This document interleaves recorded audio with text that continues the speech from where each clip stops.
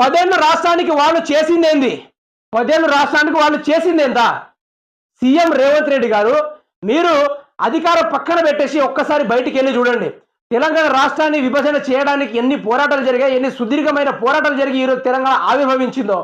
ఎంతమంది విద్యార్థులు ఐటీ రంగాల్లో ఏర్పడిన తర్వాత ఐటీ రంగాలతోటి ఎంతోమంది విద్యార్థులకు జీవనోపాధి దొరికింది.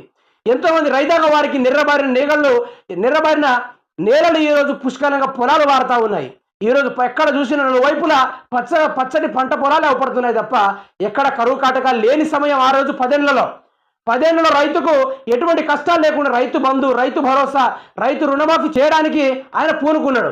చేసిండు కూడా కొన్ని సంవత్సరాలు దాటినాక పేదలకు డబుల్ ఇండ్లు కట్టించిండు, పేదలకు పింఛన్లు ఇచ్చిండు. ఇలా చెప్పుకుంటా పోతా అంటే చాలా ఉంటుంది. ఇలా మాట్లాడకుండా పోతే మళ్ళీ నువ్వు బీఆర్ఎస్ అని అంటారు. సిగ్గులేని కొందరు దద్దమ్మలు. కేసీఆర్ బాగానే చేసిండు. మీకు తెలియకుంటే తెలంగాణలో ఉన్న